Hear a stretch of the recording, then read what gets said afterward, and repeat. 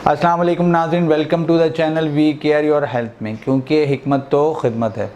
आज हम उस चीज़ का तस्करा करने लगे हैं जो गर्मी का दुश्मन भी है, प्यास को तस्कीन देता है, जिसकी चटनी भी बड़ी जायकेदार होती है और जिसका शरबत बड़े मज़े लेके पिया जाता है। जी जनाब, हम बात करने लगे हैं आलू बुखारे के मुतालिक। जैसा कि मैं तस्करा कर चुका हूँ कि इसकी चटनी बड़ी जायकेदार होती है और इसका शरबत गर्मी में बहुत ज़्यादा पिया जाता है। जिस तरह तरबूज का पिया जाता है ऐसे आलू बुखारे का भी पिया जाता है। बाज़ लोगों को बहुत इमली आलू बुखारे का शरबत बहुत ज़्यादा फ़ायदा भी होता है और फ़ायदेमंद भी होता है और लोग बहुत ज़्यादा पीते भी हैं इमली आलू बुखारे का शरबत।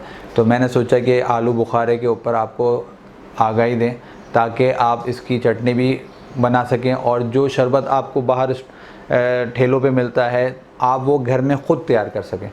क्योंकि मैं चाहता हूँ, क्योंकि हिकमत तो खिदमत है, तो मैं खिदमत के हवाले से आपके सामने ये बात रखता हूँ कि आप अपनी चीज़ घर में जो तैयार करेंगे वो ज़्यादा बेहतर होगी बनिस्बत इसके कि जो बाहर इस्तेमाल की थी। मैं हमेशा घर की चीज़ को प्रेफर ज़्यादा करता हूँ, वो सेहतमंद भी होती है और सेहत बख्श भी होती है। अरबी ज़बान में आलू बुखारा को अजास कहा जाता है और जनाब फ़ारसी में इसको आलू बुखारा कहा जाता है और जनाब अंग्रेज़ी में इसको प्रोन्स कहा जाता है। जी मैं अमूमन तौर पर ये मकाम पैदाइश का जहाँ तक तस्करा करूँ तो ये कश्मीर में ज़्यादातर पाया जाता है और जनाब इसका रंग जो है वो सुर्ख होता है, सुर्ख जर्द माइल होता है थोड़ा सा। और जायका जहाँ तक इसका तस्करा करें तो शीरी भी होता है और थोड़ा सा तुर्श भी होता है।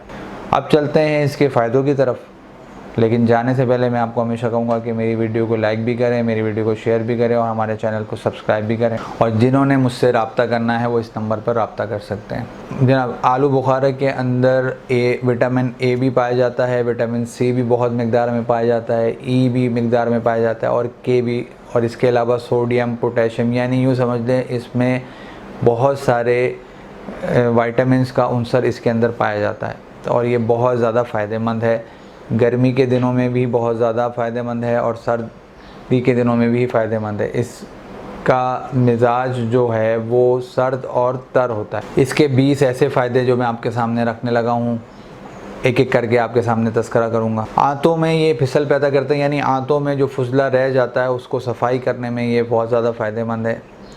इसके अलावा ये सफ़रा को ख़त्म करने में बहुत ज़्यादा फ़ायदेमंद है। जो जिगर की एक रतूबत होती है, सफ़रा वो बढ़ जाती है, वो ख़त्म करने के लिए बहुत ज़्यादा फ़ायदेमंद है। जिगर को इत्तेदाल में लाने के लिए बहुत ज़्यादा फ़ायदेमंद है। वज़न कम करने के लिए बहुत ज़्यादा फ़ायदेमंद है। सर में जिन लोगों के दर्द होता है, जिनको मतली कै की कैफियत होती है, उनके लिए बहुत ज़्यादा फ़ायदेमंद है। क़ुव्वत मुदाफ़ियत ये बढ़ाता है। ये यहाँ आपको ये बताता चलूँ कि बलगम की अखराज के लिए खट्टा आलू बुखारा बहुत ज़्यादा फ़ायदेमंद है। और पेशाब की तंगी, यानी जिन लोगों को पेशाब में रुकावट आना शुरू हो जाती है, वो खट्टा आलू बुखारा पानी में डाल के इस्तेमाल करें तो उससे उनकी पेशाब की तंगी का मसला भी हल हो जाएगा। और जिन लोगों को बलगमी रतूबात जिस्म में ज़्यादा रहती है वो अगर इसका इस्तेमाल जुशांदे की सूरत में करें या इसका जो है शरबत पिएँ तो इससे भी उनकी बलगमी रतूबात ख़त्म हो जाएगी। और जनाब शीरी जो आलू बुखारा होता है वो खूनी बवासीर में भी बहुत ज़्यादा मुफीद होता है, एंटीऑक्सीडेंट भी है और पेशाब की जलन के लिए भी बहुत ज़्यादा फ़ायदेमंद होता है। जो शीरी आलू बुखारा यानी जो मीठा होता है,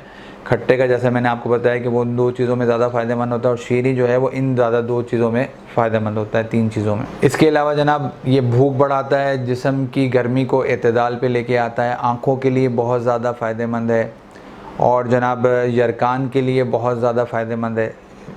जिन लोगों को पीलिया की शिकायत हो जाती है उसके लिए बहुत ज़्यादा ये फ़ायदेमंद है। और जनाब खून की कमी को ये पूरा करता है, सौले खून पैदा करता है, जिस्म पे रंगत तरोताज़ा करता है, शादाब करता है। आप खून बनाने में बहुत ज़्यादा फ़ायदेमंद है। जिन लोगों को दिल की धड़कन तेज़ हो जाती है, घबराहट रहती है, उनके लिए बहुत ज़्यादा फ़ायदेमंद है। और गर्मी में तो बहुत ज़्यादा फ़ायदेमंद है क्योंकि ये गर्मी की हिद्दत को कम करता है और आपका जिस्म का एतदाल पे लेके आता है। इसके अलावा जो है ये कब्ज़ के लिए भी बहुत ज़्यादा फ़ायदेमंद होता है और इसका पत्तों का लेप अगर नाफ के ऊपर करें तो पेट के दर्द में भी ये फ़ायदा करता है। इसके अलावा जनाब इसके पत्तों के पानी से गरारे किया जाए तो वो भी नज़ले के लिए बहुत ज़्यादा फ़ायदेमंद होते हैं। और पेशाब में जो शक्कर बढ़ जाती है उसको कंट्रोल करने में भी बहुत ज़्यादा फ़ायदेमंद होता है।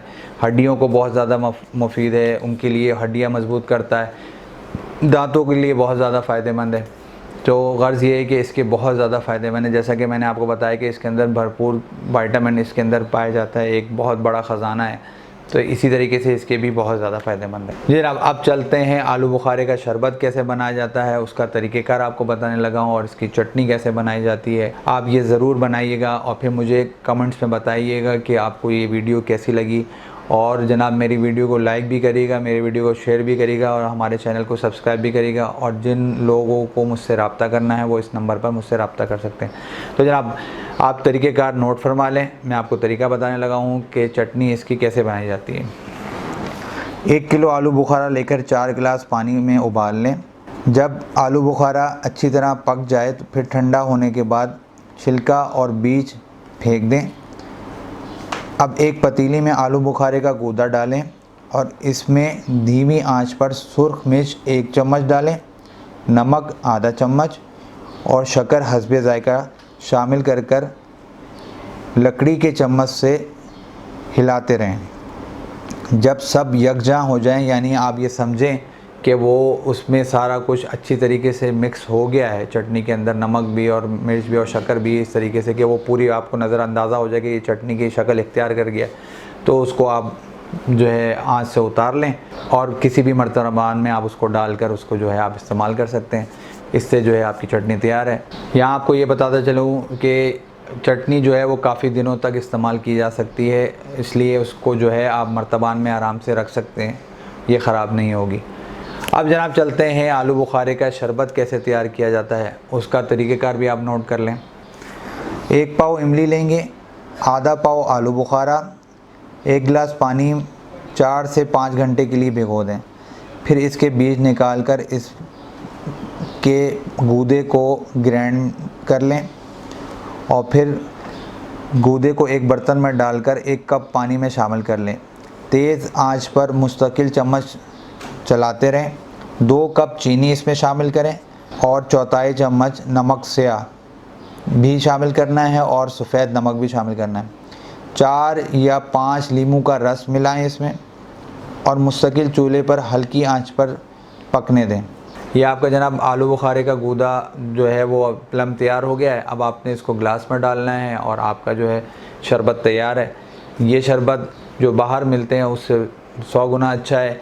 इसका आप घर पे बनाएं ताकि आप सेहतमंद भी रहें और सेहत बख्श भी रहें। इसके अलावा आपको जाते जाते नुकसान बताने से पहले 2 फ़ायदे और बता दूं कि आलू बुखारे को शहद में लेकर अगर आप मिक्स करके हम वज़न मिक्स करके मास्क बनाकर लगाएंगे तो उससे आपका चेहरा भी मुलायम हो जाएगा और जो है कहते हैं खूबसूरत भी हो जाएगा। और जनाब आलू बुखारा बालों के लिए भी बहुत ज़्यादा फ़ायदेमंद है। उसके लिए आपने करना ये है कि आपने आलू बुखारा के अंदर अंडे का तेल मिलाना है हम वज़न और उसको जो है आधे घंटे के लिए छोड़ देना। उसके बाद उसको बालों में लगाएं। इससे आपके बालों की खुश्की भी ख़त्म हो जाएगी और बाल आपके लंबे भी अच्छे होंगे और नरम मुलायम भी हो जाएंगे।